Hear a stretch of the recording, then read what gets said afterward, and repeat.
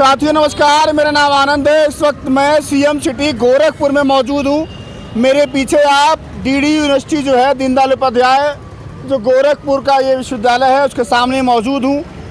आपको पता है कि 2027 का विधानसभा चुनाव तारीखें बहुत नज़दीक आ रही हैं। उसके पहले सियासत होनी चाहिए क्योंकि चुनाव का माहौल आ रहा है, लेकिन उत्तर प्रदेश में सियासत इतनी गंदी हो गई है, राजनीति इतनी गंदी हो गई है कि परिवार तक को नहीं छोड़ा जा रहा है।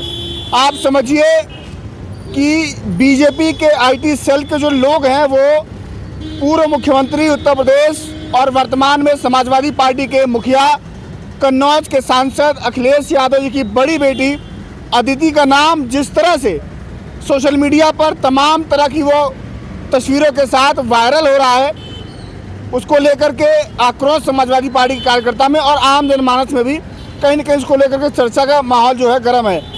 क्योंकि परिवार सबका होता है, बहन बेटियां सबकी होती हैं, चाहे वो किसी भी पार्टी किसी भी समाज की बात की जाए।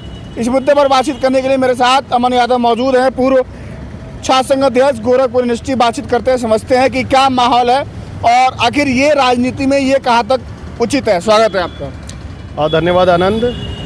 और जिस तरह से भाजपाइयों के द्वारा ये गंदी राजनीति रची जा रही है, किसी के परिवार को टारगेट किया जा रहा है। दरअसल मामला अयोध्या में चंदा घोटाले का था और राष्ट्रीय अध्यक्ष जी ने उस मामले को जैसे ही सामने रखा, इन्होंने उनके परिवार को डाइवर्ट करने के लिए उनकी बेटी पे इस तरह के आरोप लगाए जा रहे हैं। और ये बलात्कारियों की पार्टी है। आप आरएसएस से लेकर बीजेपी तक इनका इतिहास देख लो। कुलदीप सिंह सेंगर के लिए ये लोग राष्ट्रवादी झंडे लेकर निकलते थे। ये चिन्मयानंद को बचाने वाली सरकार है, ये ब्रिजभूषण शरण सिंह को संरक्षण देने वाली सरकार है। आप समझ सकते हैं कि यहाँ के लोगों की मानसिकता क्या रही होगी।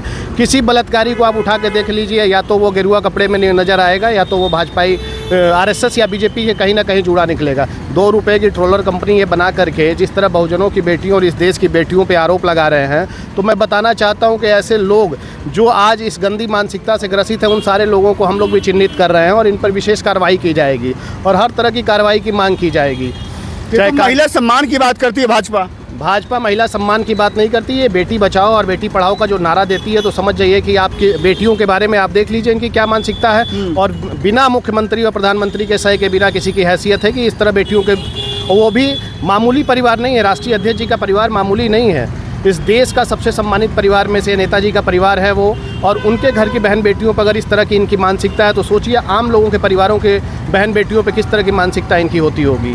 लेकिन मैं इनको चेतावनी देकर यह कहना चाहता हूँ कि हम लोग भी इस चीज़ को वाच कर रहे हैं कि इस गंदी मानसिकता को बढ़ने नहीं दिया जाएगा और जो भी इस तरह के लोग दुष्प्रचार करने का प्रयास करेंगे उन पर कड़ी कार्रवाई कराई जाएगी। अखिलेश जी बहुत इस मामले को लेकर के बहुत गुस्से में थे। उन्होंने कहा कि आखिर ये कौन है, किसकी इतनी हिम्मत है, इसके पीछे कौन सी वो ताकत है जो ये तमाम जो चीज़ें हो रही हैं ये करवाई जा रही हैं।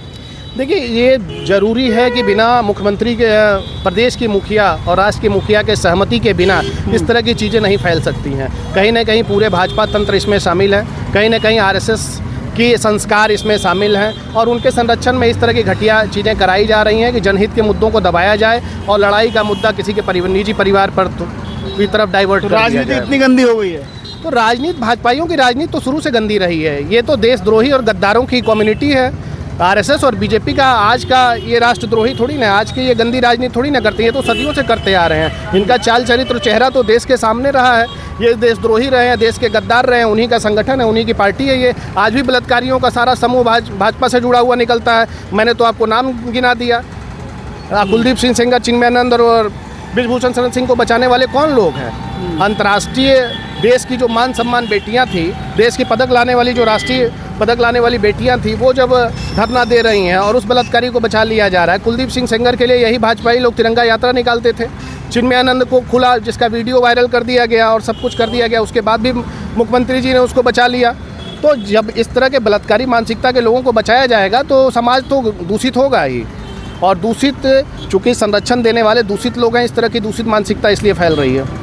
अच्छा, ये बताइए कि तमाम जो महिला नेत्रियां हैं भाजपा में, कम से कम उनको तो सामने आके बोलना चाहिए ना कि ये गलत हो रहा है। देखिए, किसी की बहन बेटी तो सभी की बहन बेटी होती है और भाजपा के पास वायरस है ये। वो किसी को भी जब अपना वायरस डाल देती है तो वो अपना विवेक खो देता है, अपनी जो उनकी बुद्धि विचार होता है उसको वो खो देता है और जो वो चाहते हैं वही उनसे बुलवाते हैं। ये तो सभी महिला सम्मान से जुड़ा हुआ मामला है, ये देश की अस्मिता से जुड़ा हुआ मामला है। किसी की भी बेटी इस पूरे देश की बेटी होती है, ये किसी पार्टी या किसी नेता की बेटी का मामला ही नहीं है, ये तो इस देश की बेटी का मामला है। और इस पे तो माननीय मुख्यमंत्री जी और प्रधानमंत्री जी को ही कड़ा रुख अख्तियार करना चाहिए कि कौन लोग हैं जो इस तरह का दुष्प्रचार फैला रहे हैं, उन पर कार्रवाई करना चाहिए। अगर आप कार्रवाई नहीं कर रहे हैं तो इसका मतलब है आपकी मौन सहमति है। उत्तर प्रदेश की जो राज्यपाल हैं आनंदीबेन पटेल खुद एक महिला हैं। जी बिल्कुल, उनको भी इस पर संज्ञान लेना चाहिए और सरकार से पूछना चाहिए कि क्यों इस तरह की घटनाएं हो रही हैं लगातार। लेकिन अब मैंने बताया ना कि जो आरएसएस और बीजेपी से जुड़ जाता है तो फिर उसकी मानसिकता अपनी नहीं रह जाती है, फिर वो मानसिकता ही पूरी दूषित हो जाती है। उनसे अपेक्षा लगाना हम लोगों के लिए ये एक तरह की बेवकूफ़ी है। चुनाव के पहले अब कुछ नहीं बचा तो क्या यही बचेगा? हाँ, जनहित के मुद्दों को डाइवर्ट करना है। राष्ट्रीय अध्यक्ष जी ने जो सांसदी के चुनाव में जिस तरह का बीजेपी को तगड़ा झटका दिया है और जिस तरह महंगाई बढ़ रही है, पेपर लीक का मामला बढ़ रहा है, बेरोजगारी बढ़ रही है, आप देख रहे हैं कि जनहित के मुद्दे और जनता में कितना ज़्यादा आक्रोश भरा हुआ है। इस आक्रोश को डाइवर्ट करने के लिए कि समाजवादी पार्टी जनता की लड़ाई सड़कों पर लड़ रही है, इस मुद्दे को डाइवर्ट करने के लिए आज उनकी बेटी को टारगेट किया गया, उनके परिवार को टारगेट किया जा रहा है। ये गंदी अखिलेश यादव जी ने अगर राम मंदिर में 7 करोड़ का जो घोटाला हुआ है, चंपत राय पर आरोप लग रहा है, अगर वो मामला उन्होंने उठाया, उस पर उन्होंने कहा कि जांच होनी चाहिए,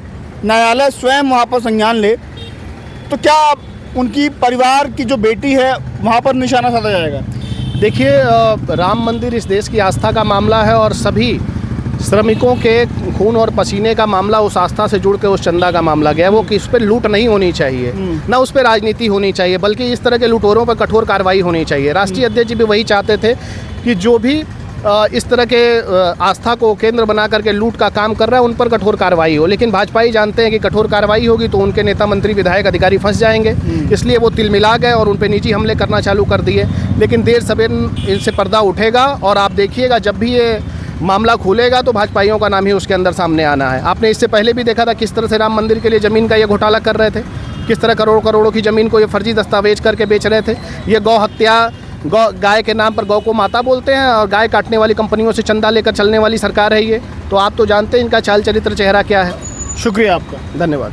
आपको याद होगा कि बीएचयू में एक घटना घटी थी। बीएचयू में IIT में एक छात्रा पढ़ रही थी, उसके साथ जिस तरह से गलत काम हुआ, उसके साथ छेड़छाड़ बलात्कार की जो घटना सामने आई थी, 3 आरोपी उसमें पकड़े गए थे। उन तीनों आरोपियों को भाजपा ने बड़े ही चालाकी से, गुजरात का चुनाव चल रहा था उस वक्त, यूपी से बाहर भेज दिया। बाद में जब जांच होता है तो तीनों के तीनों बीजेपी IT सेल के वो तीनों आरोपी होते हैं। बाद में क्या होता है, तीनों के तीनों आरोपी को बाइज्जत बरी मिलती है, फूल मालाओं से स्वागत होता है।